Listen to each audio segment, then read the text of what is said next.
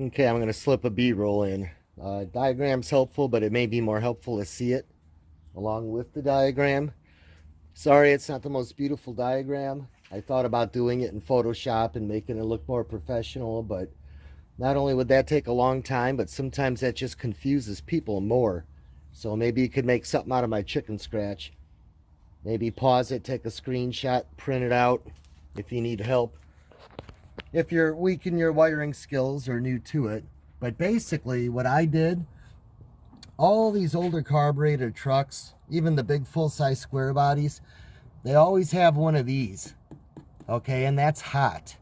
What I did was I collected some from the junkyard, which I did back in the 90s.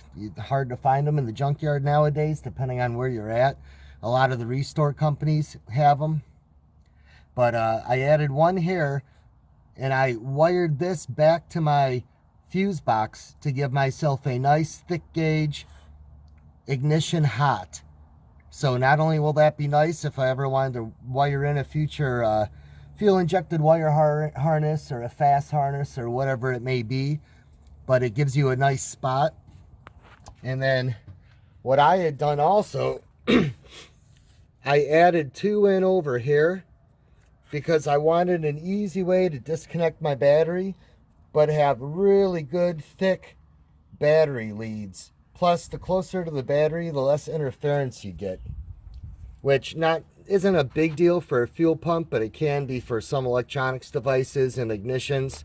So that gives me a nice feature point to get a good ground and a good hot if I ever wanted to add if I wanted to add a fuel injected wiring harness or something in the future.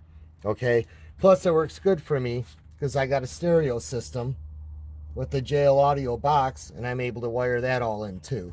So this is my my stereo, my box, my hot lead, and this fuse is because my radio's got a built-in 100 times 4 channel amp. So disregard this. This is not part of the regular wiring system, but right below it is the relay. And I'm going to go ahead and slide in a picture of it unplugged so you can see the typical 4-pin relay now.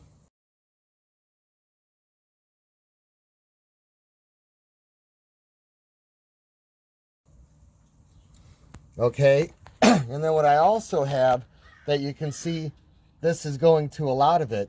I got a fuse junction where I used 5 fuses, okay? Now, I'm going to be honest with you, I'm a little paranoid when it comes to wiring, so I tend to overfuse. Not only does it save a lot of your stuff if you run into any problems, but this makes troubleshooting a hell of a lot easier. And I can always, I got to push that one on a little more later. And I can always come with the jumper wire and do a lot of stuff. You know, for example, if I break down, this orange lead right here is going to my fuel pump. I can take a jumper wire right from here, right to my hot, or here, or here. I like to run dual post batteries because it's easier to jumpstart people. So you can omit this. You don't need this. Honestly, you probably want one on the fuel pump, and you probably want, let's see, where I have the hot lead coming in from my relay, which goes directly to over here. Actually, you know what? I do have it fused, but you want to fuse on these two. You want to fuse hot to relay, fuel pump. For sure, fuse those. Okay. My yellow fuses what goes through my oil pressure switch that threads into the engine block.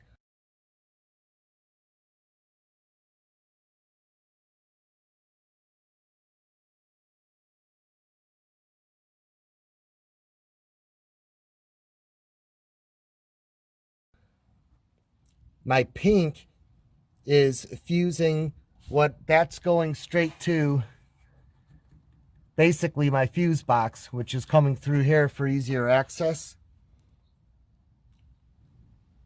And let's see. And then my purple, which is what goes to your starter solenoid.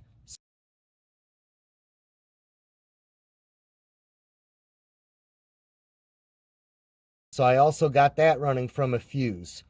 Okay, but that's basically going from my starter solenoid to here and then back to the oil pressure switch. Which again, if you look at my diagram, spend 5 minutes looking at it if you're confused, and as you keep reading it over, it'll start making more sense.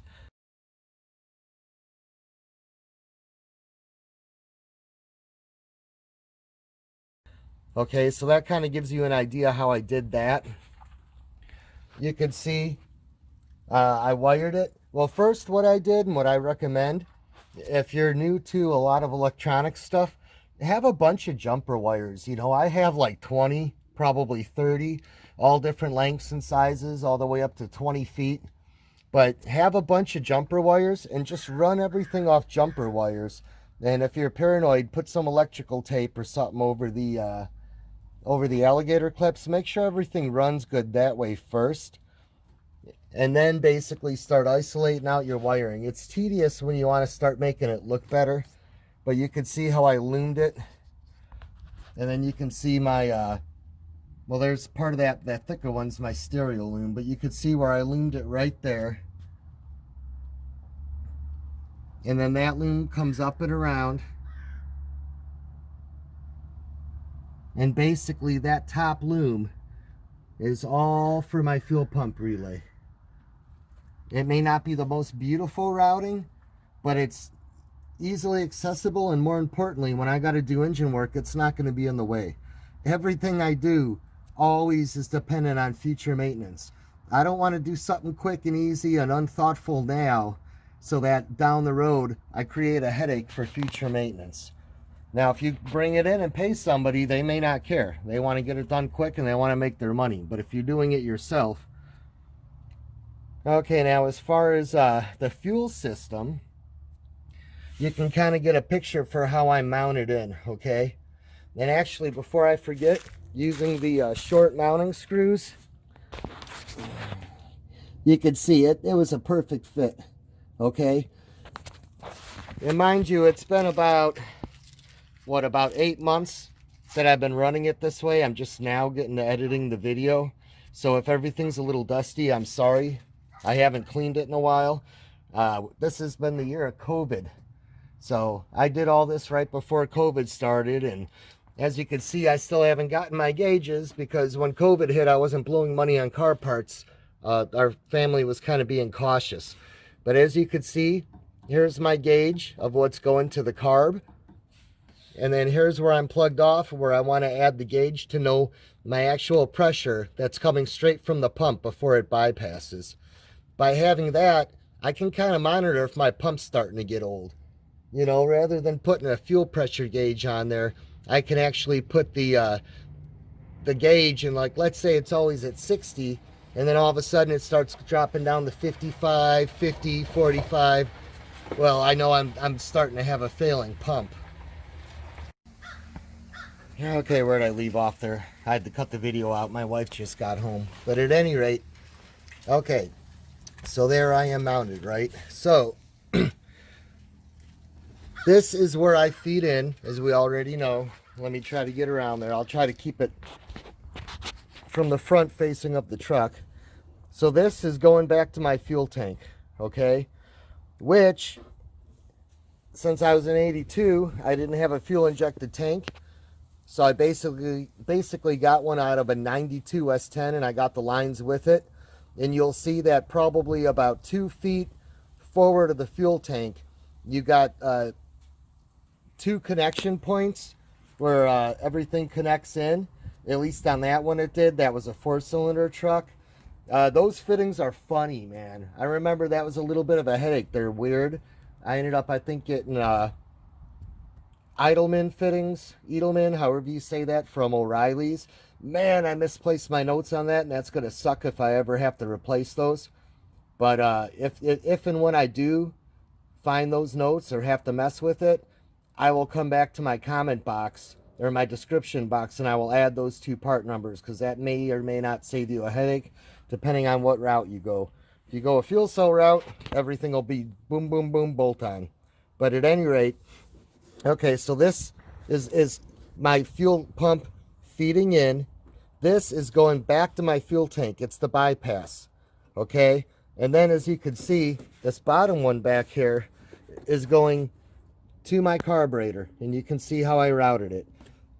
Now, even though I have a paper element on the carburetor, I still like to put one of those in, because not only can I see it, but it's going to make it where I virtually never have to replace that one, and it's just easier that way. It's just much easier that way. Let me go ahead and show you that fitting. Again, mine's a Varijet. This is going to be fun with one hand. Sorry if I'm moving a little slow too. I'm a week out of triple hernia surgery, so I'm in a little bit of pain.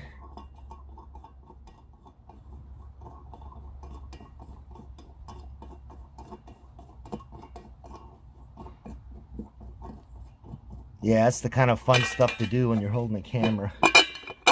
Something that usually you spin off in 2 seconds, right?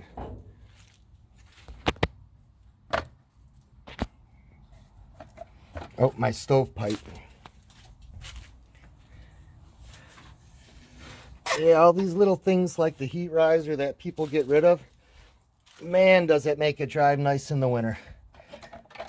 You know, 25 years ago, I used to rip all that shit off too. And then as you get older and you actually understand what that stuff's for, you appreciate it. And you realize that stuff like that's your friend. Okay. Let me move this out. We'll use the old trusty duddy. Can't talk today. Trusty dusty Toyota Corolla workbench. Okay. There you go. And as you can see, I was able to get that angle just right. So you more than likely aren't going to use this carb unless if you're doing a 3.4 conversion. I highly recommend this to keep torque. If you go Edelbrock carb, Edelbrock intake, you're going to have some real nice high-end power, but you're not going to tow shit, and you're not going to have any low-end power, and you're going to have shitty burnouts. Or at least shitty when you do a burnout in my truck compared to your truck. But you could see how that fuel line routed around. And then, down there, at least on my 3.4, that's my oil pressure sensor switch. And then what I did to make it easier when I'm working on stuff, I made a quick release. Plus mine fits on really, really firm. But I made a quick release, and I'll go ahead and give you 2 better pictures of that now.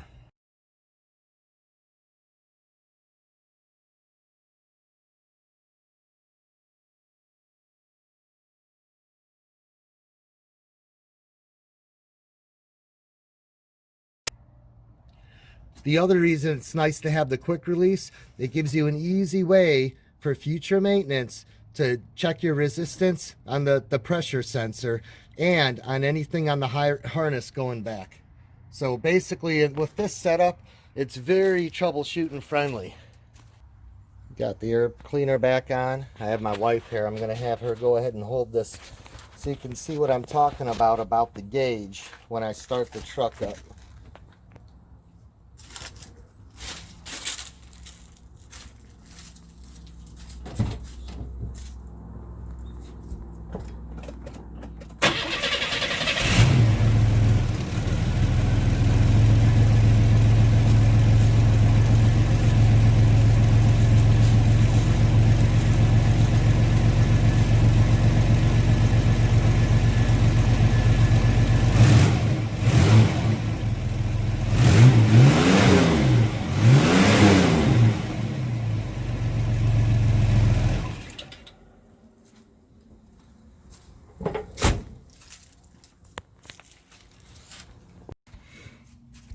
Okay, I got the air cleaner back on. By the way, again, pardon how dirty I am. I try to keep this a lot cleaner. The whole COVID thing, and we get bad pollen seasons here in Arkansas. Air conditioning never gets cleaned only because I need that compressor. Every time I got the couple $100, Rock Auto doesn't have it in stock, and I got a particular unit I want. But as you can see, everything else has been replaced. Everything on my AC. I just need that compressor. And I'm not putting that all in until, you know, I'm ready.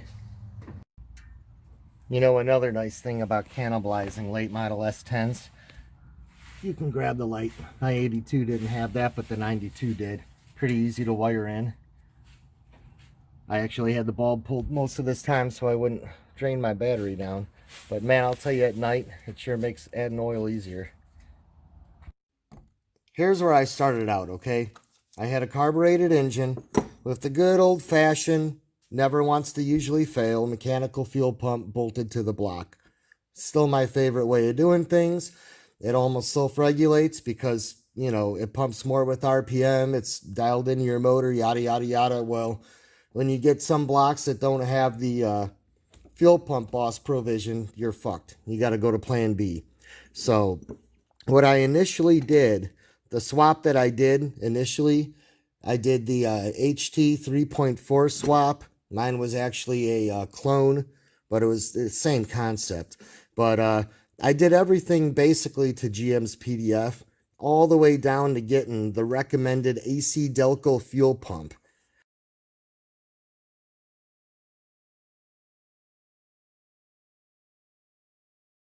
And the problem when you use these inline ones is not only do they run hot because they're only cooled when you're in motion, you know, when the wind's blowing on it, but they don't have any type of bypass system. I mean, you could, after the outlet, plumb in a bypass if you wanted to. I mean, there's a couple other ways to do it, but they're deadhead systems. And the manufacturers will basically tell you that they're okay to deadhead them. You know, they don't run a lot of PSI. I mean, this one right here, I think only ran like 3.5 or 4 PSI at the max 5. And all I would do was basically, right before my carburetor, run one of these, you know, where I would have my gauge on there. And then I always like to run a clear one because, you know, you could see if it's filling up with fuel or anything. It gives you a quick way of diagnosing fuel problems. But I ran it that way for about 5 years. Yeah, this is kind of ugly. I know. I have had quite a few of the see-through glass Spectras, Mr. Gaskets, yada yada. They're always problematic. They like to leak. You know, you get them set, the temperature changes 20 degrees and it expands and they leak. And I mean, realistically, you got to tighten it on a 120-degree day, and then as everything shrinks, you're okay. But they're just always a problem. So I just said, screw it. It's not like my shit's looking perfect and show quality anyways, and I use this one. So, sorry it's a little mutilated. When I took that hose off, it was really on there. And I wasn't going to reuse this, so I didn't cut it or anything. But at any rate,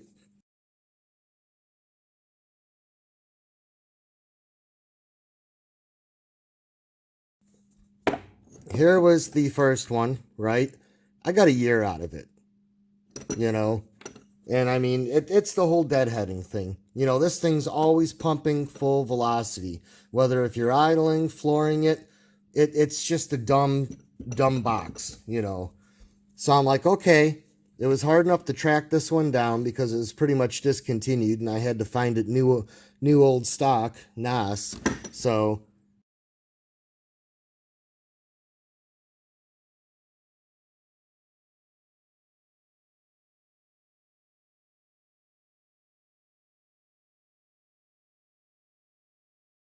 the next one that I went to was this bad boy right here. Oh, what was that? Was that a Mr. Gasket?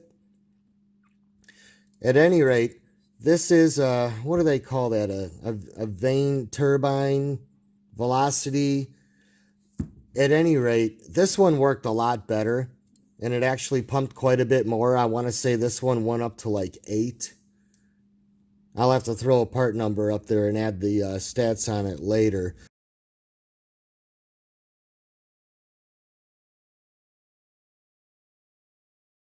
But, you know, it basically came with a big old mounting system, you know, and like it mounted to your vehicle, and then it's got these standoffs, and, you know, actually that's, I had to make mine fit, I had to kind of shim it out, but it's got these nice little rubber pads. Mine have been moved around because the next pump I get to, I reuse the same platform, but basically it would be 1, 2, 3, and then it mounts upside down like that. Here's your out, here's your in. So I guess it was like that. What I did like about this one, it had the quick releases. So if you need to, run a 15-foot jumper wire because your wire's messed up or something, you can do that. Real quick and easy to troubleshoot. But this sucker only lasted me 2 years. So basically, I bought another one of these after this one broke down. And then my next one broke down after about 1.5 years. Now, in all fairness, I put about 80,000 miles on in that 5-year period. So, I mean, I was driving it. I think they're expecting most people that are running stuff like this, it's a track car or, not something that's daily driven. But daily driven, you don't want a deadhead. If you're taking it out on a Saturday, it's your, garage clean. You're probably going to be fine with the deadhead system. But when the second one broke down, I was in a bad location. So I basically, had to just get to an AutoZone, or I think I went to an O'Reilly's and get whatever I could get, which was this one right here.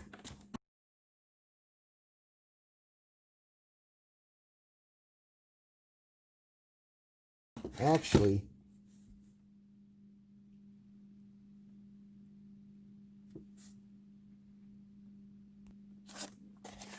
oh, okay, I had to run and get my other one. Actually, let me back up. So this first one, well, this is my second one. The first one burns out, no problem, I'm at home. Pain in the ass about this one is you either got to have a second one on hand or you're going to be doing it, mail order. You're waiting on it to ship. You're not going to usually get these at your local parts store.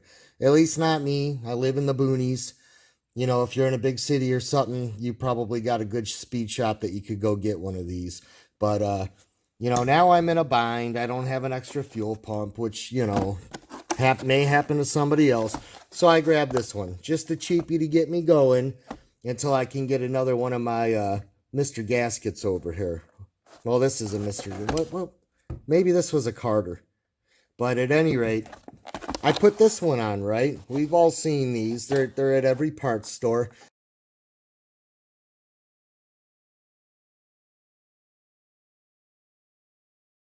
The little brass insert, like on this one that's capped off, like literally within a few hours of me getting it on there and driving it, the insert shoots out. And it's like supposed to be epoxied in. So I actually have yet to get that put back on there. But at that point, it was like I had to go get another pump because it broke down at another bad spot. And that's when I got the old Edelbrock, which I can't say broke on me yet because I have it off because I'm changing the system. I want to have a more of a professional setup. Mine's actually a little bit, I had to tweak it a little bit and bore these holes out because I wanted it to fit the Carter platform since I already had it there. But yeah, you can see all the adapters. The Edelbrock doesn't come with any reducers, so I basically had to do a little bit of rigging. But at any rate, and I know you just want to see the review on the Aeromotive, just trying to kind of show people where I'm at because I know somebody watching this may be in the same shape. Alrighty, Shaun4BigBlocks here. I got a new toy and did what most people do and wanted to see what's on YouTube about it before I bought it. And triple X, no luck. Fucked me in the ass. So I'm going to make you one of my half-ass videos because somebody out there may be interested in this. This is a combination bypass regulator. And this particular one's for carbureted engines. And what this is going to do is allow you to run an in-tank fuel pump instead of running an inline fuel pump. And what's nice about that is the in-tanks stay cooler. They're cooled by the fuel. That's actually why they always say, ideally, don't let your gas tank get below half the tank if it's fuel injected because, or if it's fuel injected, because it'll run a little bit hotter. you know, because it's submerged in the fuel. And if you've ever felt fuel, it always stays cool to the touch. You know, it could be 110 degrees out, and for some reason, fuel stays cool. Just the nature of the beast. The fuel's alive. But at any rate, the model I'm going over today is the Aeromotive, part number 13204, A1000 carbureted bypass regulator. And as you can see, it doesn't come in a nice fancy box. All it has is the regulator, and folded up in there, what is it, 4 pages? 1, 2, 3, 4-page instruction sheet, which is kind of vague, but it kind of gets the job done at the same time.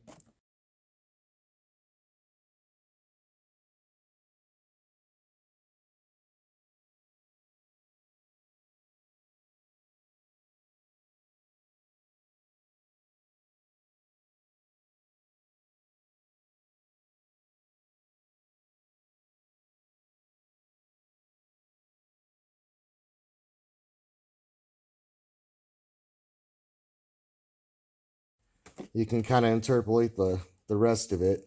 But, okay, the reason why you would want to run this. Well, let me tell you the reason why you wouldn't first. This son of a bitch is expensive. It's pricey. I mean, this thing was, what was it, 250 bucks or something? I can't even remember now. I bought it a few months ago and, you know, got sidetracked, and now here I am getting it all together.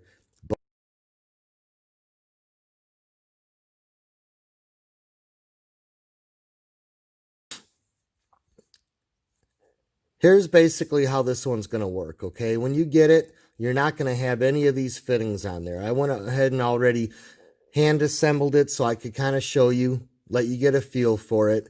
But this is going to be where you adjust it. I want to say that it's clockwise decreases it, counterclockwise increases it. If I'm wrong, I'll post that right now. But you basically just loosen the stop nut, and then you got that set screw, and you're going to want to turn that set screw. I'm actually not going to turn mine yet because I'm kind of curious where it's set from the factory. It'd be nice to know, you know, not that it's a big deal, but it'd be kind of nice to know. They could have told me that in the directions. It's preset at 5 psi, but you can adjust it. But at any rate, let's see here.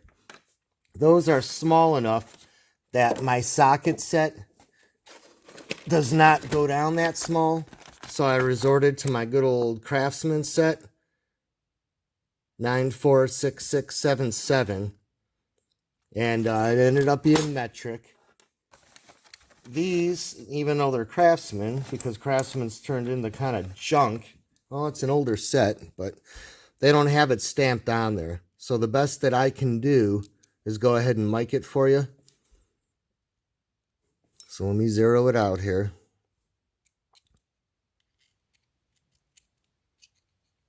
And I'm working around my camera, so sorry if I'm a little bit slow. It says 3.2.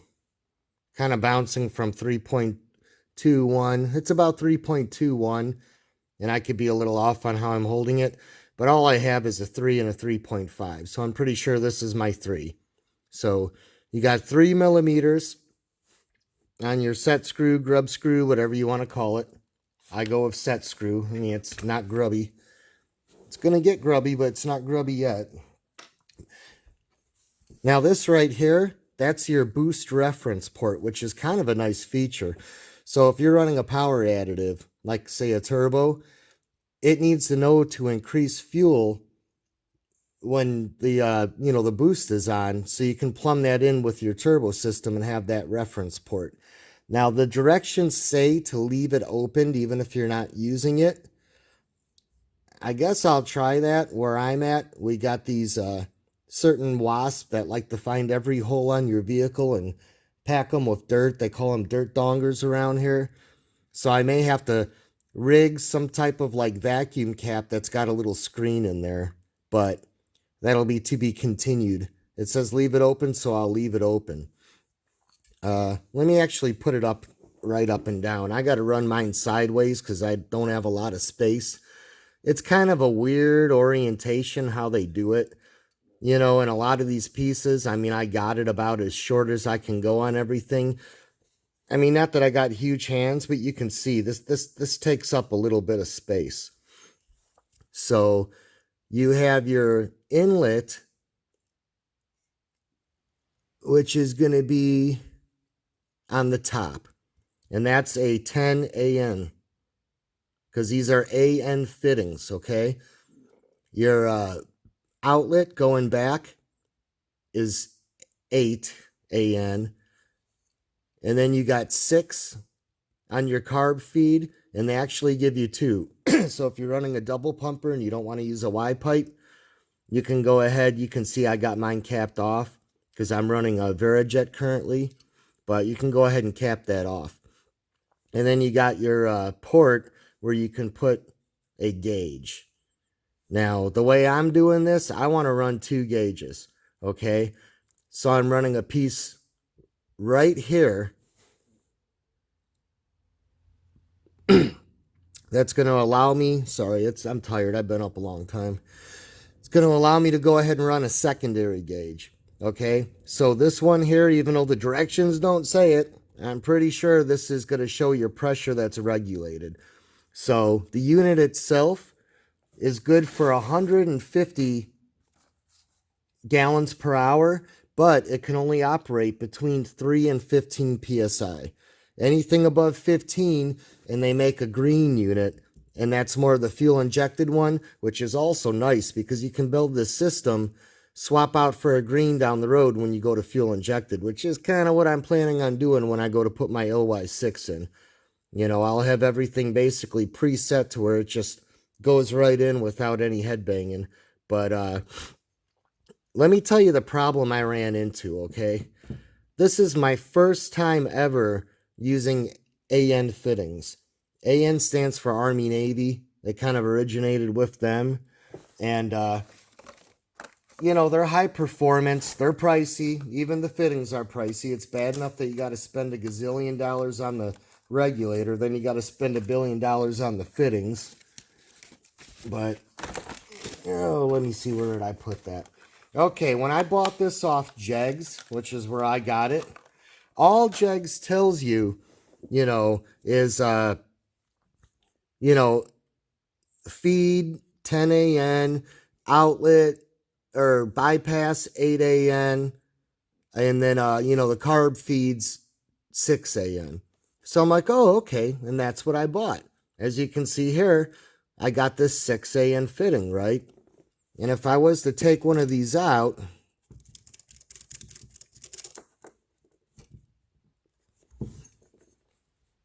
boy, I didn't think I put that in so tight. I know I didn't put that in that tight. Murphy's Law when you're doing a video, right? Let's go ahead and take the plug out. I first got it together, and I basically wanted to adapt. I'm going to run really high quality fuel line. I'll put a picture of that in now. And it's going to be fuel injected line. And even though I'm not running fuel injection, I always run that hose now because it's just super fucking durable. You know, I mean, the stuff lasts a hell of a lot longer. You use regular hose, and every couple years you're replacing it.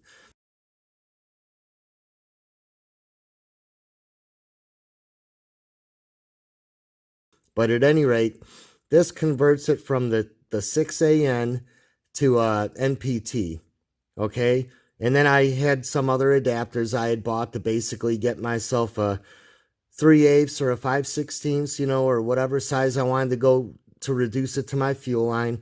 Well, this doesn't work because after I read the instructions, I find out that all these ports have to be what's referred to as a port fitting. Okay? Now, it didn't say port fitting, but if it did say port fitting, being ignorant to a lot of the AN stuff that I've never played with before, I look at that as a port. You know, this is an outlet port. This is an inlet port. This is a bypass outlet. This is an outlet. No, when they say port, what they mean, see how that's got an O-ring? It's actually got 3 names. They call it and this one's, a 6. It's a 6AN port fitting, a 6AN gasket fitting, or a 6AN cutoff fitting, all 3 of which are interchanged when you're reading the directions. But this one needs the gasket, okay? I never would have dreamt they would have done that, because when you deal with the other fitting, which is more the standard type fitting, you see how it's got that flare built into it there? That taper? Which is, by the way, different than if you try to run like, brake line flare or regular fuel line flare. I don't know, what those may be like 45, and this is something goofy like 39 or 38.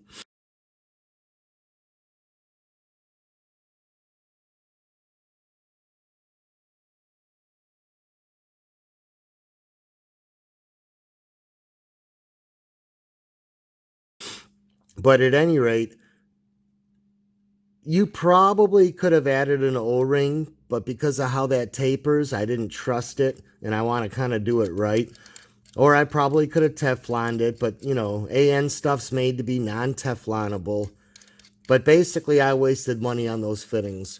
And it's part my fault for not knowing more about the stuff.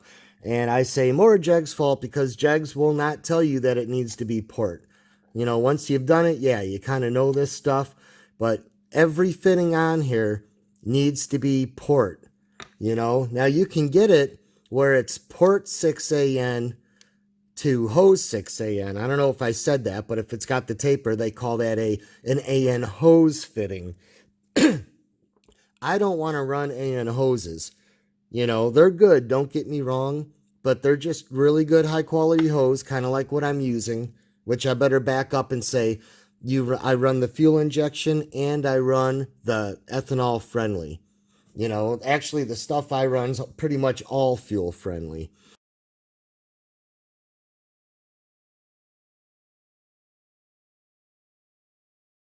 But you're going to get pretty much that same good quality hose in an AN hose. And then, of course, it's covered up with a steel mesh or a stainless steel mesh so it looks pretty. I don't want to spend that kind of money right now. I just want to get it running. Plus, it's a lot cheaper to use the regular hose. Plus, I don't have a mesh covering it up, so if it starts oozing out or leaking, I can see it. I can inspect it a lot easier. So, I lost a lot of money in fittings, especially since the first fittings that I bought were Aeromotive. And the nice thing about the Aeromotives, they actually tell you, I wrote it down here, they're 6061 T6 Aircraft A1 aluminum.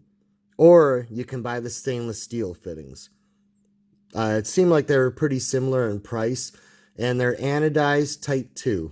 I don't know specifics about anodized type 1 versus type 2. To me, anodized, but I guess it's a little bit tougher, which is a good thing because, you don't want anything to bond. Like, for example, this is all aluminum. Not counting the fittings and the mounting bracket, it's all aluminum. So if you didn't have it coated or if the coated wore down and you put a stainless steel fitting in there and the fitting's not coated or the corrode, it's worn down, you could have the dissimilar metal bonding where it pretty much cold welds itself together. And you don't want to have something that's this expensive that, you're probably going to leave for years without ripping it apart and then go to rip it apart one day and have soft aluminum threads rip out. The cast iron steel, you can kind of fuck with shit when it fuses together, torch it up, whatever. But aluminum, really, you know how the aluminum threads are. Never over tighten it, never cross thread it because you're going to screw it up. But you can actually see in there. Well, we don't have very good light, but you could see where it would not have had this tapered side anyways. So we will use their O-ring fittings, which is the name I'm going to stick with because it just makes more sense to call it an O-ring fitting. The way I look at it, it's an O-ring fitting that I put into the port. So it's a port fitting regardless of what I use, but Oh, well, it's AN, Army Navy. If anyone's been military, you know they do things goofy. So, I've already taken 23 minutes of your time. You're welcome to fast forward. I just want this to be comprehensive. What else I would say that I'm not happy about? This piece of shit little stamped steel. You would think they could have made that aluminum too, or at least made it stainless steel, but it's not. It's cheap. And for the amount that you spend on this, I mean, they give you nice stainless steel Allen heads, which, by the way, when you go to mount that, again, my socket set doesn't go down that far. Oh, I got the wrong one here. Yeah, so you try to have yourself all prepped for a video and then you screw up, right? Is this really not... No, it fits. I'm just working behind the camera. Let's see what size that is.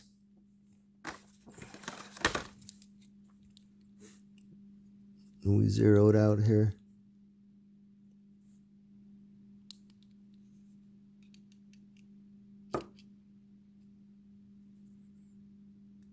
About 4.15, 4.16. Well, you could see it's moving around because I'm on a bad angle. 4.1-ish. So it's a 4. It's a 4 millimeter. I don't believe the text tells you that. Not that it needs to, but it's nice. You can have everything pulled out ahead of time. But that's what'll take care of those screws right there, okay? Now, when we get into the gauges, I want to explain this to you. For now, I'm going budget, and I'm just reusing the gauge, and they're all pretty much 1/4 MPT. You would have thought something like this would have jumped up to 3/8 or something, or 5/16, but it didn't. But the reason I put this 45-degree union on here. Now, I could have put it straight on here, but the way I'm mounting this in my truck, it's going to sit like this because I do not have the room to do it like that. Plus, I'm going to have stuff going in directions I don't want to, and this is just the best setup for me. And I can really quickly, with the hood open, see this gauge, and then I'll have the side one when I order it. This came with that plug right there, which, by the way, that plug, which, I pulled out of this, that is a 3/16.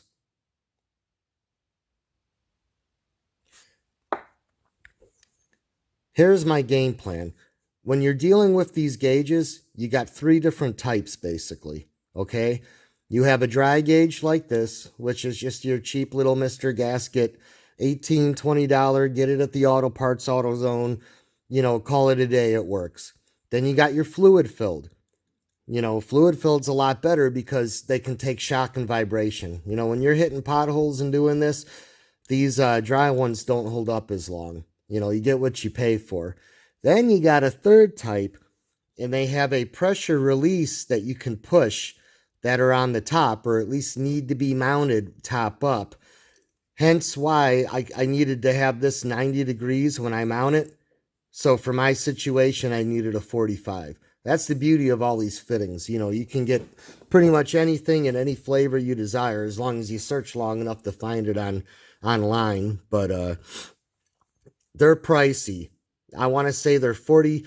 Aeromotive's the only ones I've seen so far. I'll give you part numbers now.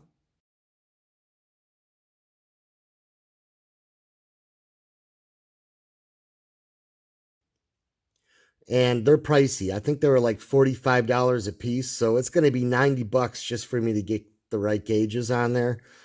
I got tax season coming up pretty quick here, and I'll go ahead and do that upgrade, and I'm all set to go ahead and swap them out. But the way I like to do these gauges, I'm going to run at probably 5 PSI on my Varijet. So rather than logically do it like that,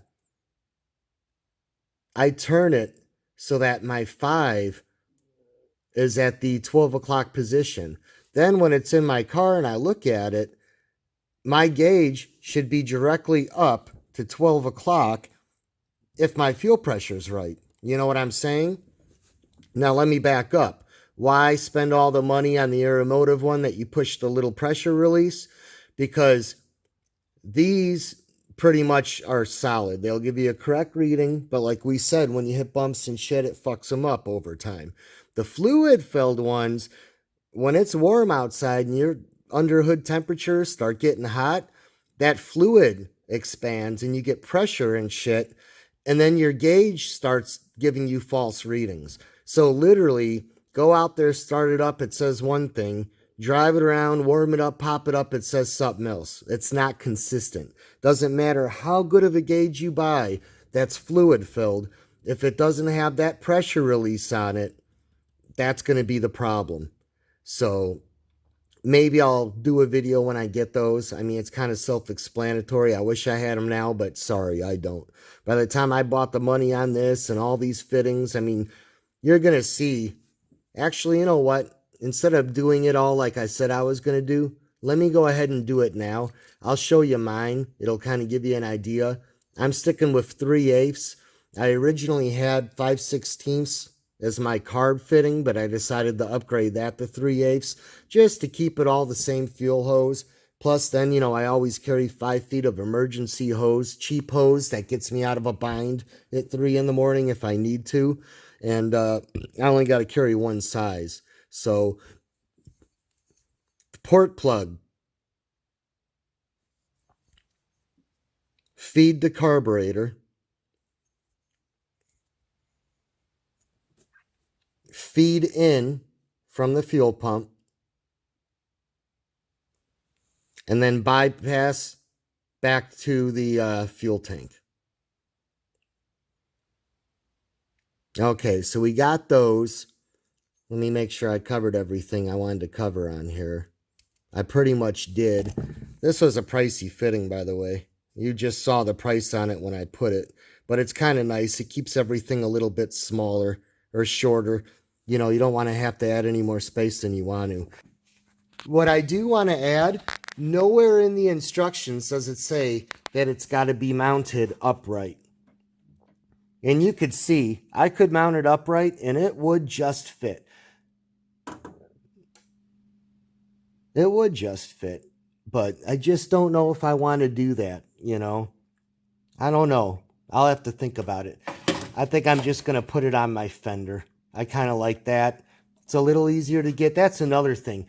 Even the way they do that bottom part, if I wanted to mount it sideways, that's another reason. I forgot all about that. Look how much of a pain in the ass it would be to get to those bottom Allen heads if I don't get it high enough to really, you know, so that's a pain in the ass. I wish they gave more flexibility on that mount. Or, you know, you could always be creative and fabricate your own mount. You know, it's such a piece of shit mount. It would almost be nice if you got a nice setup. I mean, I just got a daily driver here. If you got a pretty engine compartment, go ahead and maybe fab something up. You know, do what works for you. Oh, that's what I'll go over. You know how we were talking about how cheap they were? Putting it in this, they can't even give you a box. They don't even give you mounting hardware for the 2 mount points. So, again, I go to the hardware store. I live in the country, and they're always out of everything. But this is pretty much what I came up with. I got stainless steel fittings. Because it's going to pop out in my wheel well. And even though I'm not in the salt belt, I mean, it's going to corrode if I, use something cheap. But, yeah, and of course I got to get, packets because they only come in. Well, no, I got 2 different sizes. That's right. Just in case if I had to play with it. But, I went with metric 5-80x16. And metric 5-8x12. And they're the shorter ones. They should work fine. I just didn't want to be getting all into it. For $2, I mean, these are like $2 a piece. I figured I'd go ahead and get the longer ones if the fender's thicker than what I estimated. Then I'm going to run the, all Hillman, by the way, but you can see that. I'm going to run a lock nut washer so it doesn't vibrate out.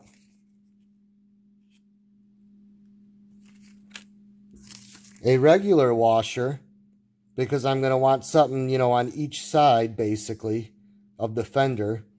So I'm not, you know, twisting into the fender naked. And the fasteners. So, I mean, you could figure that out on your own, but it might save you time. Or if you're wanting to buy it on the internet, there you go. You got the part numbers. So, hopefully I showed you everything right. You can Google these and see them, and maybe you're somewhere where you can't get stainless steel at the hardware store, so you at least got part numbers. Or you'll figure out something better and maybe something cheaper. I just want to get it together. But let me go ahead and show you my carb setup. Now, most people won't have my issue, but because I have a Varijet, it's got this really small 5/16 threaded fitting. And then, you know, Quadrajets and Varijets, they use the same inlet housing, but they do, depending on the model and the years, have a short and a long. This just so happens to be the long. So, actually, where's my other fitting? My other fitting had it, but what I basically had before, I had, you know, just like a piece of brake line that was threaded in there, and then I nubbed it off, you know, and left like a 1/2 of an inch, enough for a hose to go on there. Didn't even flare it, because at 5 psi, you really don't have to. It's a good idea, too, if your hose starts getting old and you don't keep an eye on it. That flare is going to give you a little bit longer before it starts to leak, but my issue was, because of how mine was, and let me show you here. This is one of my backup ones. I always have at least a few others, so that when my Varijet or whatever vehicle I'm working on, if that carb starts getting old and needs a rebuild, rather than rip that off, I'll get one of my other ones rebuilt, and then I can just swap it out and be done in 10 minutes and not have the car down for a day or two while I'm soaking parts. But the problem I ran into, now you can see how long that is. Okay, that fitting right there is almost as long as where the end of this aftermarket fitting right here goes. Okay, and you could twirl this and twist this, but because of how my motor's set up, when I had that one in there, literally at about this point right here is my EGR valve. So my line was having to come out and under my EGR. It just slightly pinched my line because the factory setup curled around, you know, and it U-turned back to the front of the engine so that it could get the mechanical pump. Then, of course, you know, I'm running everything to the back now that I'm running the electric fuel pump. I was initially going to do this, and then I'm like, no, let's switch it up a little bit. And I found these fittings.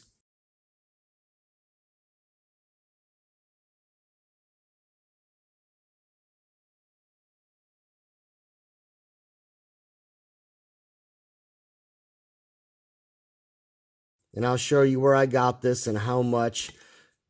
And that one, oh, what was that? I'm trying to remember what everything was. Most of these are Earls or Jegs. I got whatever was the cheapest. You spend a lot more for the Aeromotive stuff, but again, Aeromotive at least verifies what the materials are. When you get these other brands, they don't tell you that. I mean, I didn't exactly go digging all over the world, but I would imagine it's the same stuff, but it could be a less of a gauge aluminum. That may make a difference for you depending on your application. Me, I don't care. I figured I'll just stick aluminum, you know. So I was able to get this beautiful adapter. And most of the carb places, they all sell these adapters now. So whether you got a Quadrajet, a Varijet, a Holly, a double pumper setup, an Edelbrock, Carter, whatever it may be, they got these fittings, you know. And of course, I went with the shorter one to give myself more room, the short fuel filter, and then the springs, at least on Quadrajets and Carter or Varijets, are universal. So you don't have to worry about the spring size. But I got a new one just to have it fresh. So the other nice thing is, once I put this on, look how easy it is for me to put any other type of fitting I want.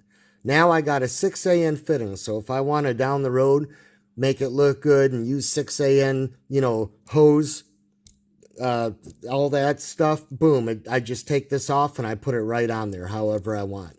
Or I can get basically anything I want. You know, I can have this go to NPT, 90, 45, 5/16, 3/8, you name it. I went ahead and upgraded, like I said, to 3/8. It's a little overkill for my situation. Yeah, I got the 3.4 a little more built up than stock, but let's not put a silk hat on a pig. It's a 3.4.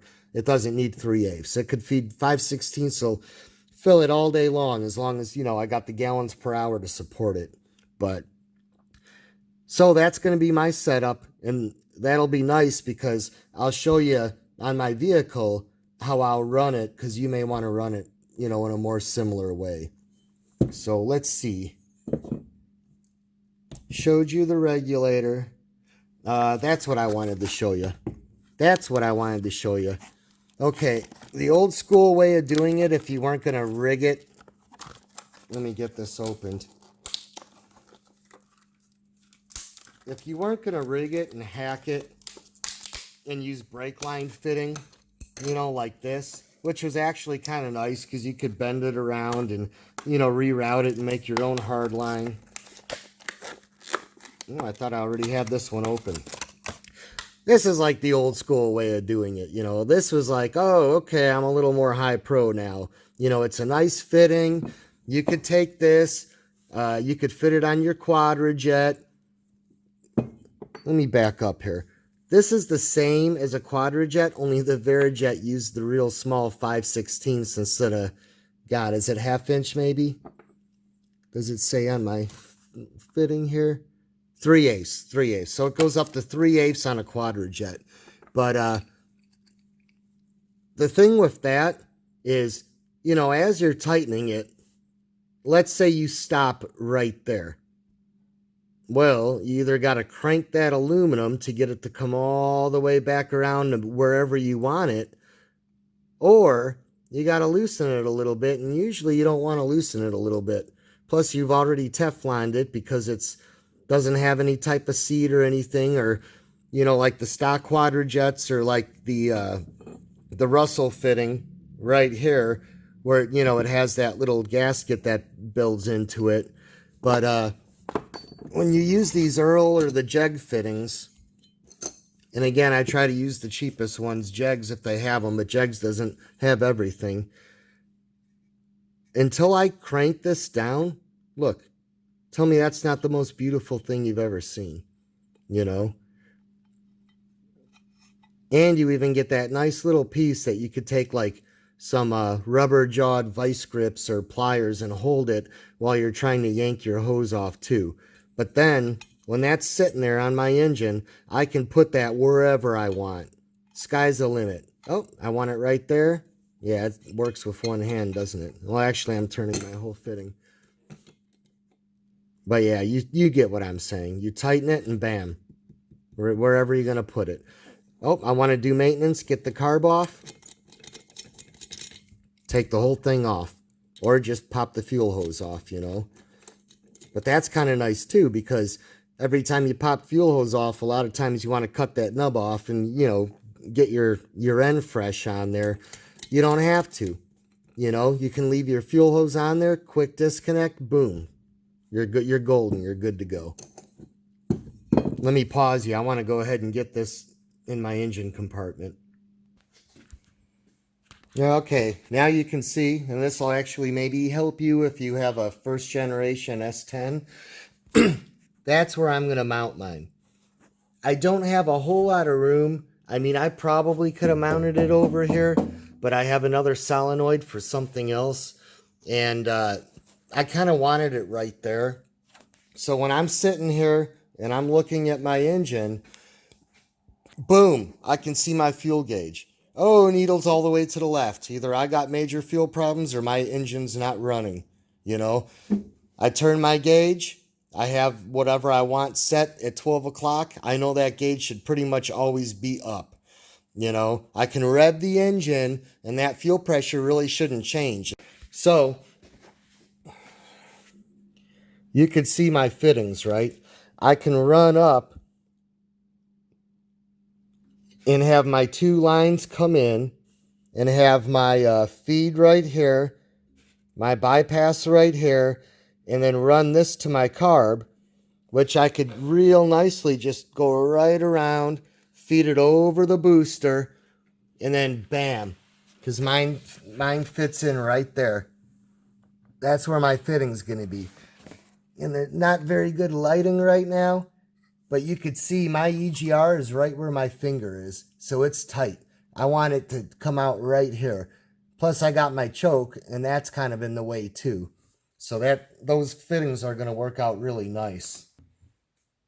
Okay, this is a little bit hard to see, but do you see those 3 gray wires? Yeah, AC Delco, and they couldn't even give me 3 different wire colors. But at any rate, let me come into my wheel well here. There, now you can see it. See how I plumbed that circuit into my oil gauge? Boom. What I'm going to do, I'm going to show you the wiring diagram right now.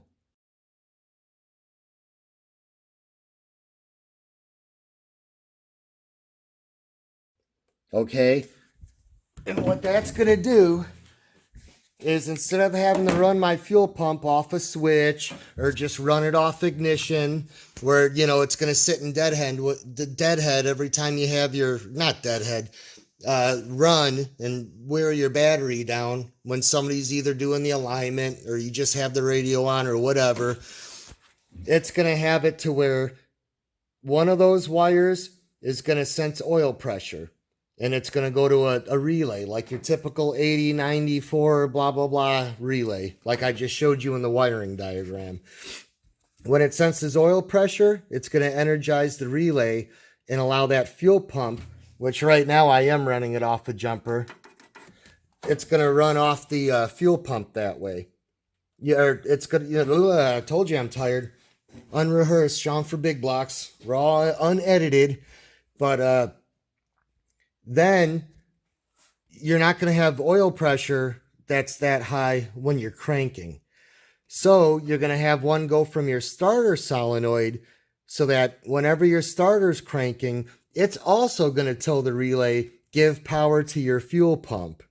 So that's kind of the gist of it. Maybe I'll do a video later explaining it a lot better, because I know a lot of people get fucked up with wiring and a schematic doesn't do it. They need to see it. So I might just go ahead and do that. I like the Delco one because it, you know, if you saw it, had that molded rubber boot, and the way that's set up, I mean, I'm not going to get oil in there, water, anything. You know, I mean, what's the other? Holly makes one. Mr. Gasket a bunch of people make them where they got screw terminals where you can just spade the wire and all that, but they're naked. You know, they're wide open. Unless if you go get individual molded terminal ones, and I mean, that's easier to snag too. I think the one I used is good. The only pain in the ass is it was too good. I mean, I literally had to get a little bit of Vaseline on there so it would slide on, and it still took a lot of muscle. So that's not going to be fun to get to. I literally put the plug on the sensor first, and then I cranked the sensor in. You know, I wrenched it in, which means it's going to be a pain to get that cap off. Well, it's not hard to get it off, but it's going to be hard to get it on. So if you go the Delco route, I'm going to go ahead and just warn you about that. But since we are doing this, let me give you my part number. There you go. AC Delco 140575554.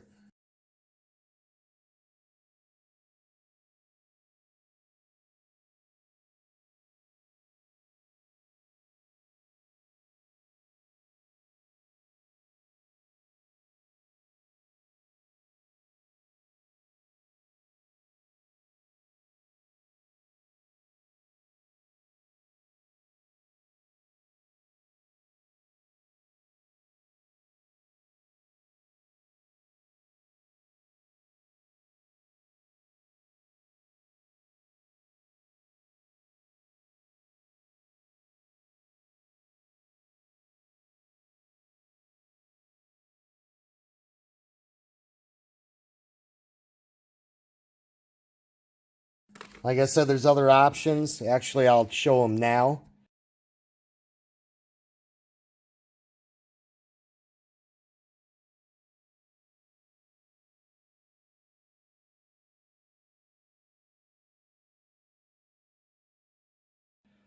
But that's really the way to do it. I've been lazy, and for 5 years, I've just ran mine off, ignition. And basically, whenever I take it in, I just, or, to a shop, I just tell them to yank out the wire from the fuse box if they need to keep the key on, which basically only happens when I'm getting it aligned.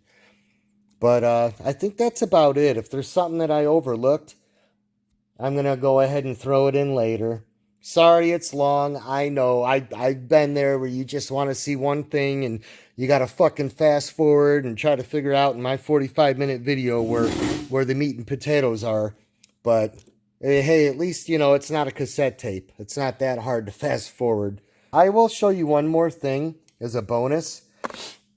Most of my videos, you always hear me say, oh, I can't find my tripod, and then you get a lot of this stuff going on. This is the newest tripod mount that I got for my phone. And it's been really hard because, like, what I'm using right now is the Galaxy Note 9, and it's a pretty big phone. Most of the time when you get them, they don't fit. But this Ulanzi STO2, it's awesome, man. I mean, you can see how wide that sucker is. It's like fucking Jaws, man.